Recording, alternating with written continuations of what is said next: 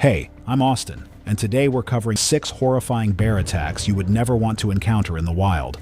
From a polar bear that silently stalked an Arctic research camp for hours, to a trapper who knelt beside a snared polar bear cub, unaware its mother was already charging across the ice. We start in Montana, where a search and rescue team unknowingly entered a grizzly feeding site, and 8 of them never came back out. It was May 6th, 2026, near the mountain ranges of southern Montana. Overnight rain and melting snow had left the forest soaked and unstable, with temperatures sitting in the low 40s by morning. Narrow mountain trails twisted through dense spruce timber and muddy drainage slopes where visibility disappeared around blind bends and thick undergrowth. That morning, a search team moved into those mountains looking for Merrick Voss, a 29-year-old mechanic from Bozeman who had disappeared during a solo camping trip 3 days earlier. His truck was still parked beside an old fire access road with food left inside, while most of his camping gear remained untouched at a nearby campsite uphill. After repeated phone calls went unanswered, and heavy rain erased much of the surrounding tracks, deputies believed Merrick had likely been injured somewhere deeper in the backcountry. Leading the recovery was Dalen Cross, a 41-year-old former sheriff's deputy who'd spent years working search and rescue calls across Montana. 8 people joined the search, including volunteer firefighters, SAR members, and 2 local deputies. Most of them already knew each other,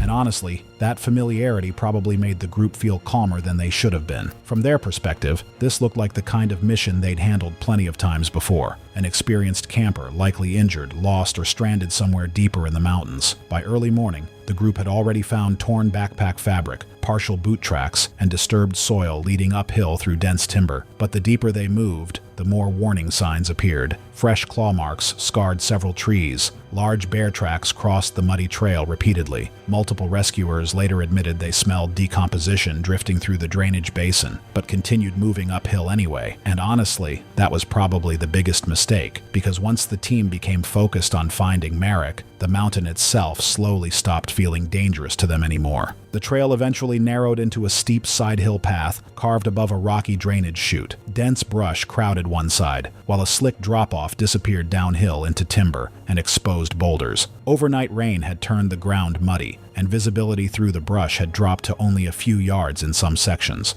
Several members suggested they could be approaching a carcass site. Dalen acknowledged it, but decided to push one more bend before backing the group out into safer terrain. Roughly 80 yards uphill sat the remains of a partially buried elk carcass hidden beneath deadfall and brush. Investigators later believed Merrick had likely surprised the same grizzly near that carcass several days earlier. However, at 9:14 that morning, Dalen rounded the blind bend and saw movement explode from the brush. The sow charged instantly. Witnesses later said there was barely enough time to recognize the animal before impact. Dalen reached for his bear spray, but the grizzly slammed into him before he could deploy it, driving him backward into the narrow line of rescuers behind him. The narrow trail turned chaotic almost instantly. One deputy lost footing as Dalen crashed backward into him, and both went down near the muddy edge while the rest of the team stumbled into each other trying to escape the bear. Someone accidentally discharged bear spray into the group, filling the trail with orange mist as people coughed, slipped, and lost visibility. The sow locked onto the closest movement. She grabbed Dalen around the head and upper neck while swatting at the deputy pinned underneath him.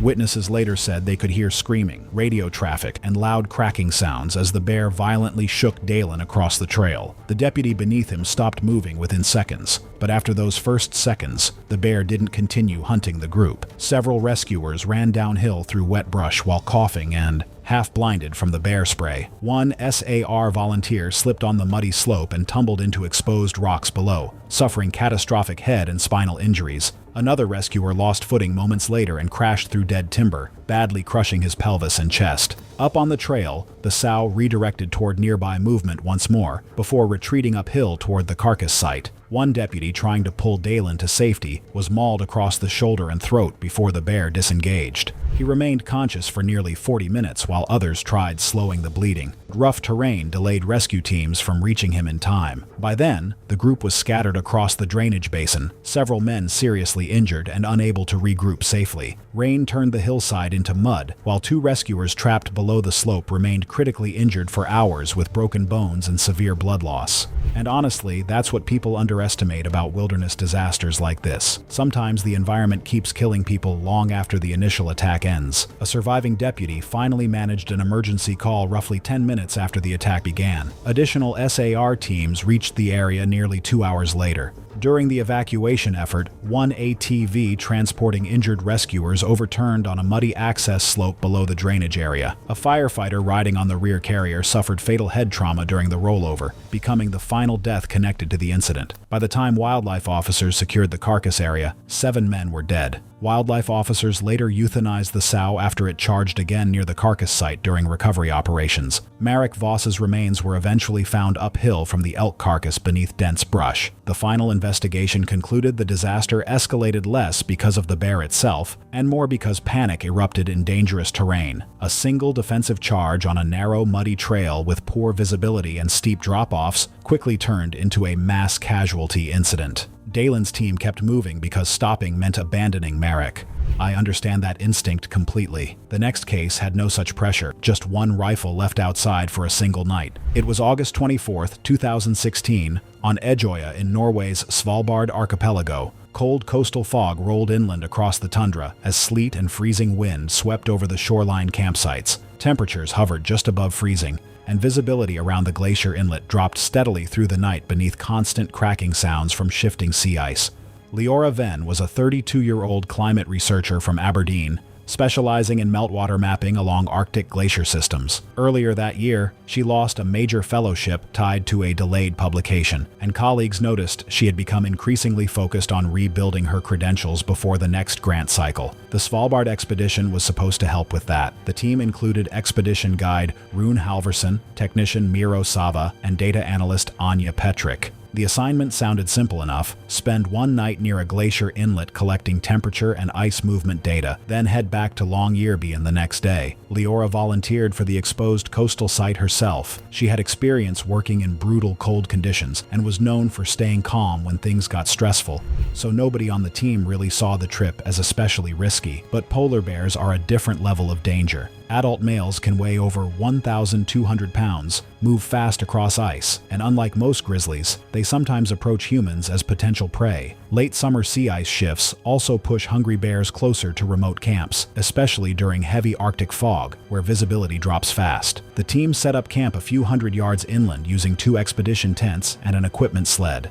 Food was sealed away from the sleeping area, while a flare launcher, emergency beacon, and the legally required rifle stayed outside beside the sled. Since it was only supposed to be a one-night deployment, nobody bothered bringing the rifle inside before sleeping. And that's the kind of detail that always gets me afterward, because leaving the rifle outside probably felt completely harmless at the time. Shortly after midnight, thick coastal fog rolled over the camp, while wind buried sections of guide rope beneath drifting ice crystals. Around 2 a.m., Leora woke to scraping sounds near the storage containers. Investigators later believed the bear had already entered camp minutes earlier. Thinking it was loose equipment shifting in the wind, she stepped outside wearing only thermal layers, boots, and a headlamp. The light barely cut through the fog before movement exploded from the darkness beside her. The polar bear hit with enough force to throw her backward across the frozen gravel. Its first bite landed across her neck and shoulder, crushing bone and severing major blood vessels before dragging her across the tundra. Miro exited, carrying the flare launcher. He saw the bear standing over Leora near the supply line and fired immediately. The flare struck low, burst against the ice several feet short.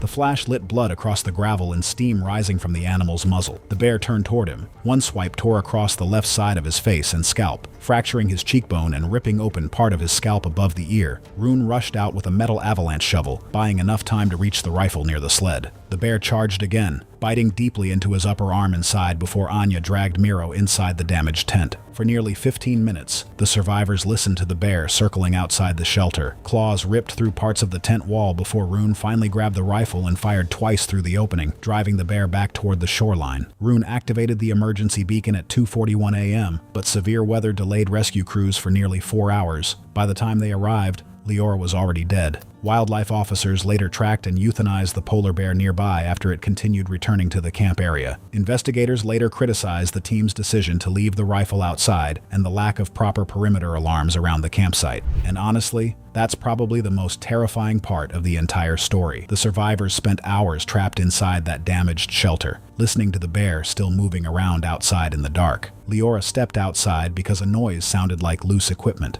a reasonable assumption in the dark. What I can't get past with Nagano is that the family had 30 full minutes of warnings and still walked deeper in. It was October 11th, 2018, in the mountains outside Nagano City, Japan. Cool autumn air moved through the cedar forests as hikers followed narrow trails covered in damp leaves and fallen acorns. That year, unusually poor food conditions deeper in the mountains had already pushed increased bear activity closer to populated hiking routes across Nagano Prefecture. Daisuke Ren was a 41-year-old refrigeration technician from Matsumoto who spent most of the year working long hours across the prefecture. The trip had been arranged by his younger sister, Nami, as one of the family's last chances to see the autumn mountains before winter. Daisuke mainly agreed because his 13-year-old son Haru had recently become interested in photography and wanted to capture the red maple forests deeper in the hills. The group that morning was small: Daisuke, his wife Emi, Haru, and Nami. None of them had real experience hiking in active bear territory, and this part is questionable for me because they were entering mountain habitat known for bear activity while treating it more like a casual sightseeing trail than actual wilderness. They packed bottled drinks, snacks, extra phone batteries, and light jackets, treating the trail more like a relaxed sightseeing route than remote mountain terrain. Nobody carried bear spray, no whistles, no bells clipped to backpacks. That autumn, a poor acorn season had pushed Asiatic black bears closer to trails and foothill towns across Nagano. Most encounters end with the bear retreating, but wildlife officers had already reported several cases that season involving bears lingering quietly near feeding areas instead of running off. Warning signs at the trailhead advised hikers to make noise and leave immediately after any close sighting. Roughly an hour into the hike, Haru noticed movement uphill through the trees. An Asiatic black bear stood partially exposed on the slope about 50 yards away, occasionally lowering its head into the brush before glancing back toward the trail. But instead of leaving, they actually stopped and took pictures. After less than 2 minutes, the bear disappeared back into the trees. Nobody considered ending the hike. Over the next half hour, both Emi and Nami noticed movement behind the trail several times, branches shifting uphill. Nami quietly mentioned she thought the same bear was following them. Daisuke dismissed it because the animal never approached directly. Near sunset, the family reached a narrow drainage ravine where clusters of wild berries grew beside the trail. While the others rested on a wooden bench, Daisuke carried a small container into the brush to collect berries several yards uphill. Dense vegetation quickly blocked him from view. Less than a minute later, crashing sounds erupted from inside the brush. Emi initially thought he had slipped on loose soil. Then she heard him scream. Investigators later believed the bear had likely been feeding or resting near the berry patch when Daisuke unknowingly approached too closely through the dense brush. The attack happened at almost point-blank range. The initial impact knocked him face-first into the ground, and autopsy findings later documented deep bite wounds around the upper shoulder and neck, along with blunt force trauma consistent with a short, violent mauling. Nami ran uphill before stopping after spotting the bear partially obscured in the vegetation near Daisuke. Witnesses later said the animal stayed near him only briefly, swatting and biting as he tried to shield his face and neck with his arms. And that's what makes encounters like this terrifying. With Asiatic black bears, everything can happen in just a few seconds before people nearby even understand what they're looking at. The bear retreated uphill shortly after nearby hikers began screaming and throwing rocks toward the brush. Investigators later found signs that Daisuke had attempted to crawl several feet downslope after the attack, before collapsing from blood loss and severe spinal injuries. Mountain rescue teams reached the site roughly 70 minutes later, but Daisuke was pronounced dead at the scene. Investigators later found signs that Daisuke had attempted to crawl several feet downslope after the bear disengaged, before collapsing from blood loss and spinal trauma. Wildlife officers searched the surrounding forest over the next 2 days and reported continued bear activity deeper in the drainage area. Because no further aggressive encounters occurred, officials did not authorize a cull. The Nagano family made bad decisions together, each person quietly validating the next. Kellen made every decision alone, and from what I can tell, that was exactly how he preferred it. It was September 14th, 2017, near the Brooks River watershed in southwestern Alaska, where cold pre-dawn fog drifted low across the salmon channels and soaked the spruce forest. Overnight rain had turned the wooden walkways and rocky embankments slick, while thousands of salmon crowded the shallow current beneath the constant roar of fast-moving water. Evan Rayner was a 29-year-old rope access inspector from Anchorage who spent most of his year climbing towers, bridge supports, and industrial structures across Alaska. Outside work, he He filmed isolated wilderness locations for a small YouTube channel focused on dangerous terrain and hard-to-reach places. Friends later said he had become increasingly obsessed with capturing footage that felt more extreme than normal outdoor content, often traveling alone to avoid crowded tourist areas. For me, that kind of confidence becomes dangerous once people start believing experience alone can control risky environments. That September, peak salmon runs had drawn heavy grizzly activity throughout the watershed. Evan drove into the area before sunrise, hoping to capture close-up footage of bears feeding along the lower river channels before visitors arrived. Rangers had already reported several aggressive encounters that week, involving food-focused brown bears lingering near narrow fishing corridors. The river narrowed into loud, rocky channels surrounded by soaked brush, dark timber, and shallow salmon pools flashing silver beneath the current. Alaskan brown bears are among the largest land predators in North America. Adult males feeding during salmon season can exceed 900 pounds, and close-range encounters near food sources are especially dangerous because the sound of rushing water can completely mask movement from both the bear and nearby people. Warning signs near the trail advise visitors to avoid active feeding areas and stay in groups during low-visibility hours. Evan passed multiple warning boards entering the lower river access before dawn. A park employee later reported seeing his vehicle near the turnout around 5 a.m., but assumed he belonged to an approved photography group. The roar of the river and heavy fog reduced visibility to only a few yards near the lower channels. Around 5:40 a.m., salmon near one of the feeding pools suddenly began thrashing at the surface. Investigators later believed Evan moved closer along a muddy embankment to film the activity, while a large grizzly was already feeding nearby in dense brush beside the river. A damaged action camera recovered near the rocks later captured rushing water, heavy splashing, and sudden movement through brush seconds before the footage abruptly cut out. The grizzly charged from extremely close range. The initial impact knocked Evan backward onto wet rocks near the channel edge. Investigators later found blood patterns and scrape marks, showing he tried crawling across the stones after the first attack, while the bear bit into his upper back and shoulder area, swatting him violently against the rocks beside the riverbank. And like a lot of the bear attacks we cover, that's what makes grizzly encounters near salmon rivers so terrifying. Between the rushing water, thick brush, and poor visibility, the attack can happen so fast that the victim barely understands where the bear even came from before it's already on top of them. The coroner later documented catastrophic trauma to the cervical spine, skull fractures, and crushing injuries across the upper torso. Fractures in both forearms indicated Evan tried shielding his head while attempting to crawl toward higher ground. Several fishermen farther upstream later reported hearing a shouting echo through the fog, but initially assumed someone was unloading equipment near the river access. A park maintenance worker eventually discovered blood and scattered camera gear near the channel roughly 40 minutes later, and radioed emergency services. Evan was pronounced dead at the scene. Wildlife officers later euthanized a large male grizzly found repeatedly returning to the same feeding corridor near the attack site later that afternoon. Kellen chose the risk. Lev inherited it. What gets me is that he spent days warning people about a bear nobody else had bothered to take seriously. It was October 7, 2015, near the Klyuchevskaya Sopka region on Russia's Kamchatka Peninsula. Cold wind moved across the volcanic tundra as overnight temperatures dropped below freezing around a small geological outpost surrounded by wet dwarf pine and blackened lava fields. Loose sheet metal rattled constantly, while low clouds buried most of the mountain range before dawn. Levan Mirov, everyone called him Lev, was a 54-year-old mechanic who spent decades working around isolated logging roads, mining camps, and survey stations across eastern Russia. He wasn't part of the geology team assigned to the Kamchatka outpost that autumn. His job was keeping generators, vehicles, and heating systems functional when equipment failures stranded crews far from help. Younger researchers often viewed him as overly cautious. He constantly complained about unsecured trash, food smells near sleeping cabins, and doors left open after dark. Lev treated those habits as survival rules. He accepted the assignment because of mounting debts and a daughter in technical school. The pay bonus for late-season Kamchatka work was unusually high before winter shutdowns. Despite years around remote camps, he rarely acted recklessly. Investigators later noted that nearly every warning leading up to the incident came directly from him. The outpost sat on exposed volcanic terrain surrounded by wet tundra, dwarf pine, and dark timber beneath the snow-covered slopes of Klyuchevskaya Sopka.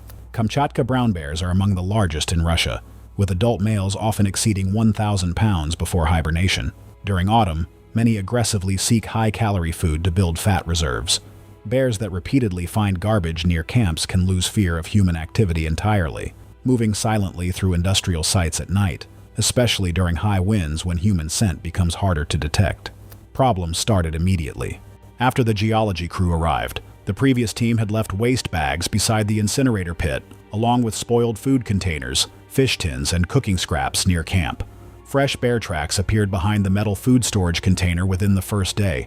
Lev found claw marks along the container siding, disturbed mud near the generator shed, and long smears on one cabin wall where something large had brushed against it overnight. Most of the geology team assumed the bear had already moved through and continued working normally. Lev disagreed. He warned repeatedly that the animal appeared comfortable walking directly through camp and was likely returning because of lingering food odors. Several workers later admitted they ignored him because nobody had actually seen the bear. That night, strong wind rattled sheet metal across the outpost and masked quieter sounds beyond the cabins. Around 1:40 a.m., the generator briefly flickered. Lev grabbed a flashlight, pulled on his coat, and stepped outside to inspect the fuel line near the shed. Expecting a quick check, he left the cabin door unlocked behind him. Investigators found almost no signs of struggle near the generator itself. His flashlight remained switched on beside the fuel drums, partially buried in wet mud. Boot impressions showed he had walked normally around the shed before abruptly changing direction near the storage container. One deep heel mark suggested he tried to brace or turn away just before impact. The bear had likely been concealed beside the container before closing the distance at extremely close range. The initial bite struck high along the neck and lower skull. Autopsy findings documented catastrophic trauma to the upper cervical spine and deep puncture wounds extending behind the jaw and shoulder. Investigators believe the injuries incapacitated him almost immediately, which explained why nobody inside the cabins heard screaming above the wind. The bear dragged Lev through mud and into dense dwarf pine beyond camp. His right forearm showed severe defensive injuries consistent with attempts to shield his head while being dragged. Roughly 40 yards from camp, the drag marks ended inside a shallow depression between trees. Most injuries concentrated around the throat, scalp, shoulders, and upper chest. Evidence of partial feeding around the neck and torso. The attack likely continued several minutes after the initial takedown. At 2:18 a.m., a geologist woke to metallic scraping near the storage container. When Lev stopped responding to radio calls, the crew locked themselves inside and contacted emergency services. Heavy wind delayed helicopter access for hours. Rescue crews reached the outpost roughly 9 hours later. Lev was pronounced dead at the scene. Internal reviews blamed poor waste handling and the decision to keep operating after a bear had already habituated to the site. What unsettled investigators most was that Lev recognized the danger before anyone else did. When the attack happened, he was the only person outside alone. Lev was dismissed because nobody had physically seen the bear. Nolan's group saw theirs clearly at 50 yards, and I still can't fully explain why they decided the encounter was already over. It was June 17, 2016, near the Satpura region of Madhya Pradesh, India. Humid monsoon air hung over the forest roads as evening clouds gathered above the dry teak hills. Villagers returning from roadside markets moved along muddy footpaths, carrying vegetables and grain, while distant thunder rolled across the darkening countryside. Nalan Vora was a 38-year-old farm laborer from a small village outside Satpura. During planting and harvest seasons, he carried fertilizer, repaired irrigation lines, and cleared dry fields. When farm work slowed, he repaired bicycle tires beside the weekly roadside market. Relatives described him as quiet and dependable, the type of person neighbors borrowed tools or money from because they trusted he wouldn't refuse. His income supported his wife, 2 daughters, and elderly mother in a small concrete house near the edge of the village. On the evening of the attack, Nalan traveled home with 4 other villagers after selling tamarind, onions, and small household goods at a market several kilometers away. The group chose a narrow forest shortcut they had used many times before. It cut nearly 40 minutes off the walk. None of them considered the decision unusual.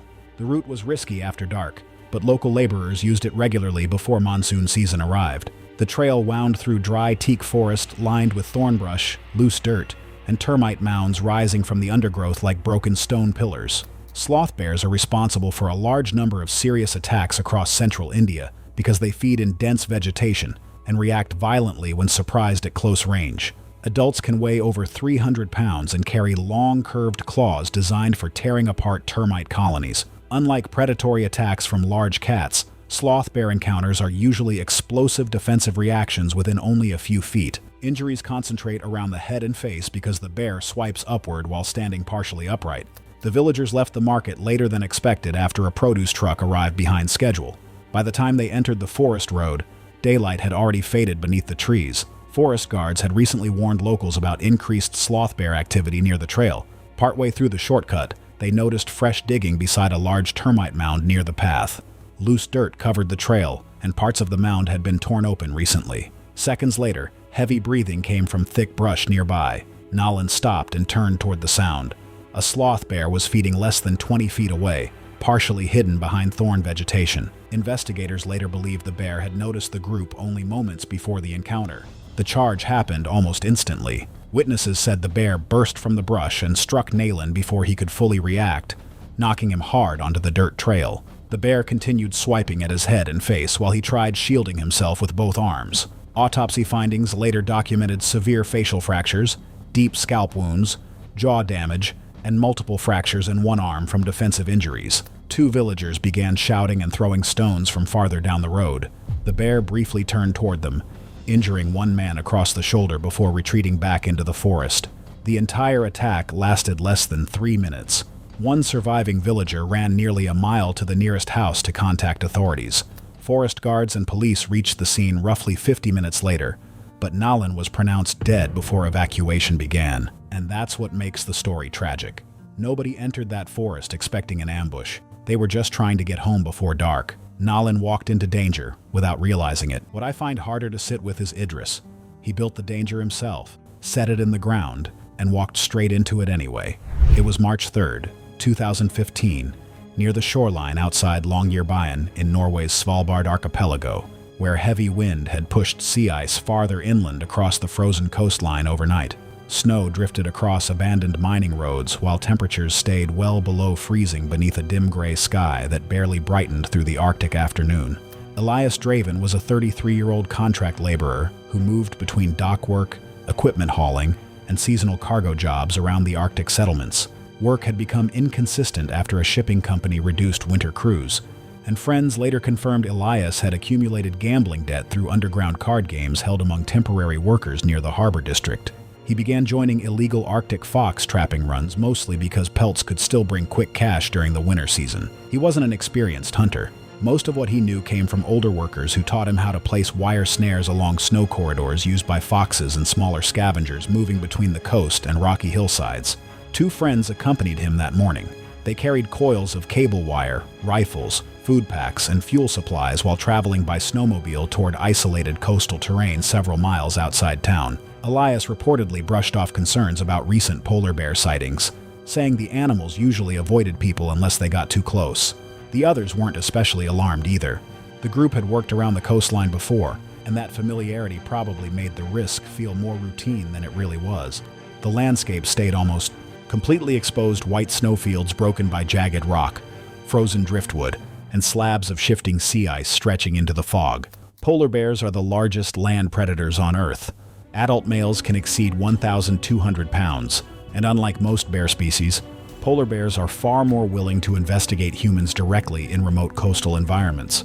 Wildlife officers later explained that food-stressed bears moving near settlements during late winter can become extremely dangerous because open Arctic terrain offers little cover and almost nowhere to escape once an encounter begins. Near midday, one of the men spotted movement near a pressure ridge close to the shoreline. When they approached, they discovered a young polar bear partially trapped in one of their own wire snares. The cable tightened around its front leg after struggling through the snow. At that point, leaving would have meant abandoning the snare, the cable, and most of the morning's work. So, instead of leaving immediately, the group moved closer, trying to recover the wire and equipment. One surviving companion later said he became uneasy because the surrounding coastline had suddenly gone silent, except for the cub's distressed growling. Elias walked closest to the trapped bear and crouched beside the cable loop. The first warning came from behind the ice ridge uphill from the shoreline. Heavy breathing followed by fast movement across the snow.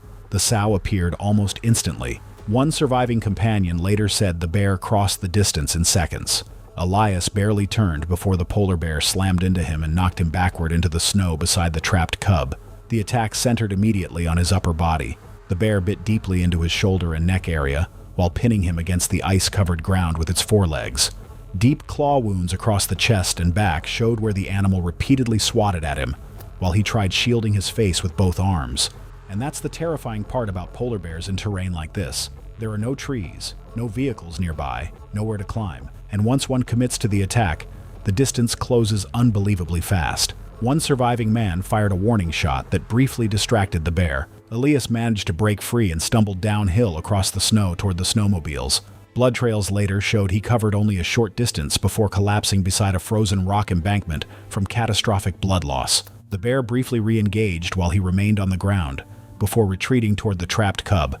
After additional rifle shots from the surviving men, the two companions fled toward the nearest service station and radioed emergency responders. Blizzard conditions and unstable ice delayed rescue teams for nearly 2 hours, and Elias was already dead when authorities reached the site. Wildlife officers later recovered the injured cub and euthanized the adult female near the coastal ridge later that evening. One Arctic ranger later said people working around isolated coastlines sometimes grow too comfortable treating polar bear territory like a normal work site.